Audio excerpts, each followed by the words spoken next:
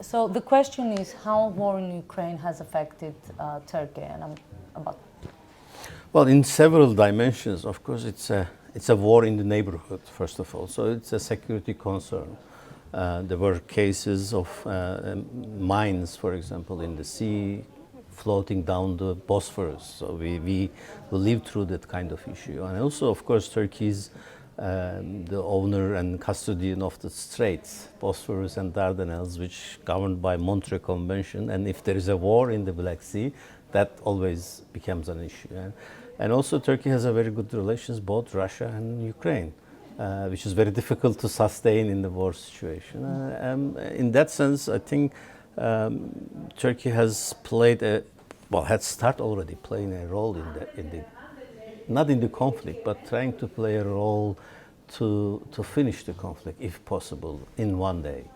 There have been negotiations, talk on both sides, and obviously, you know, the grain deal to help alleviate the problems of the world in that sense. So there are several aspects that we can say that the war is affecting Turkey. Turkey is having a delicate balance, as speaks with both Russia and Ukraine. At this period, we see that there is, let's say, a heated rhetoric. There is a heated rhetoric towards Greece. There are some attacks towards the Kurds right now after the bombing in Istanbul. Why now? Well, I think that these are two separate questions, so let me answer them separately, actually. For the Greek-Turkish relations, I keep telling everybody that this is an election year, both in Turkey and Greece, and it doesn't always happen in this way. And this is, I think, one of the incentives why this rhetoric is being high both in Turkey and Greece.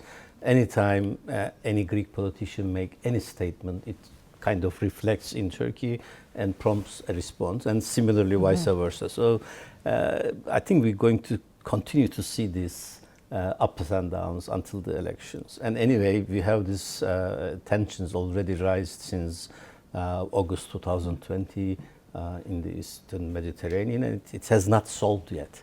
So this is kind of after effect of that crisis. Regarding the Syria, of course, it's not the Kurds per se, but what Turkey considers as the PKK and their affiliates, both in Syria and Iraq, actually. And this has been going on for some time now, but now this is intensified.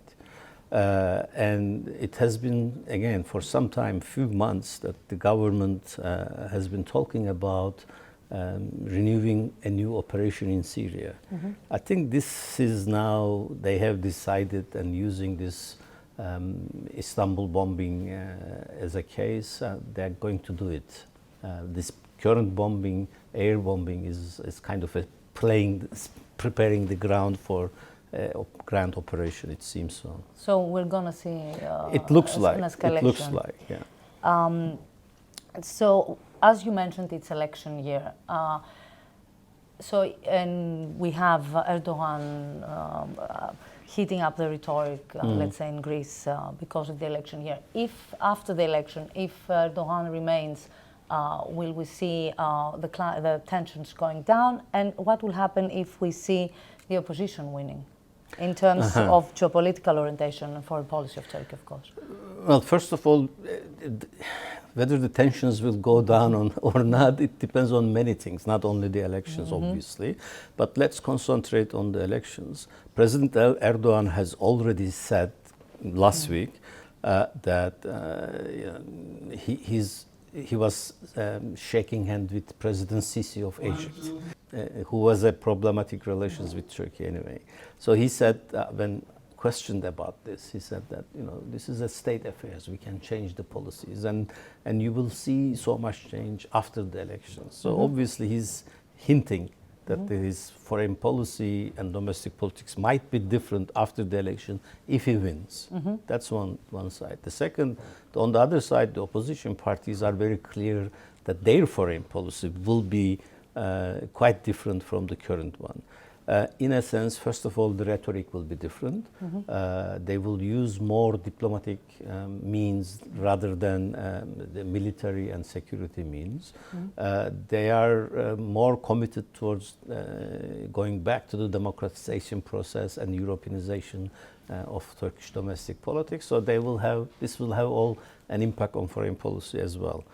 So in any case, whoever wins the election, I see a sort of a change in foreign policy. But by the way, you have to remember also that there has been a change in the last, let's say, a year or so. Turkey has decided to move back from its confrontational foreign policy and has been trying to amend relations with United Arab Emirates, Saudi Arabia, Israel, and now Egypt. I think Greece is left to the end. And it will come as well. At the end of I the hope line, it will come. hopefully. We hope so too, Exactly. because we are neighbors and you're Exactly. all going Yeah. to be there. Thank you very, very much. You're welcome.